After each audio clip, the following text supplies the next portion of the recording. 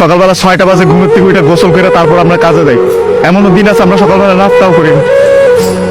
রাতের 8টার পরে আসি কাজ থেকে, আইসা যে খানা খাবো ওই শক্তিটাও থাকে না, সেখানে আমাদেরকে রান্না করে তারপর খাইতে হয়।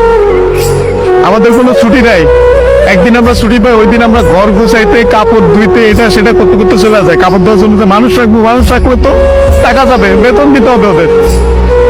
ওই টাকাটা বাসায় আপনাদেরকে পাঠাই, তারপর ওইটা দিয়ে আপনারা ফুটা দিবেন। আর এই যে ইস্ত্রি করা, এই যে বাজালা কাপড় বেড়া ঘুরেন, আর এই যে কাপড় আমরা কাপড় পরতে পারি না ওইখানে। এই যে এখানে দেখেন না ভালো ভালো কাপড় পরে ঘুরতেছি, এটা খালি আপা আম্মা আত্মীয় স্বজন দেখে ভাবে যে অনেক সুখে আছে।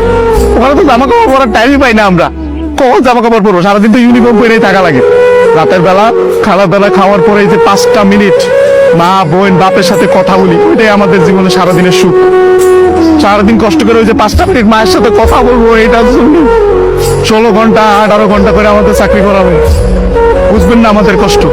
আমরা হয়েছে পৃথিবীর সবচেয়ে বড় মৃত্যু, কারণ আমরা উঠতে উঠতে উঠতে কথা বলি, মা দাদা জিজ্ঞেস করে বাবা খাইছ না, বলি খাইছি। কি বলবো আর তো বলতে হবে না। মা যখন জিজ্ঞেস করে কেমন আছিস বাবা, বলি ভালো আছি। অসুখ হলে ডাক্তার দেখাই না, ডাক্তাররা অনেক টাকা দেওয়া লাগবে। মা জিজ্ঞেস করে বাবা ডাক্তার দেখাইছিস, ওষুধ খাইছিস, বলেছি খাইছি। কিছু বলার নাই তো, মিথ্যা বলা ছাড়া কোনো উপায় নেই। আমাদের মতন মৃত্যু কার কেউ নেই। আমাদের কোনো ঈদ নাই ভাই, করেন আপনারা। আমরা সেবাই পোলাও পোলা খাইতে পারি না। সকালবেলা উইটার নামাজ পড়তে গিয়ে আইসা বন্ধুরা একজন আরেকজনের জড়ায় তোরা কান দি। আর মা বাপ নাই, কি ঈদ করবো? ঈদ তো করেন আপনারা।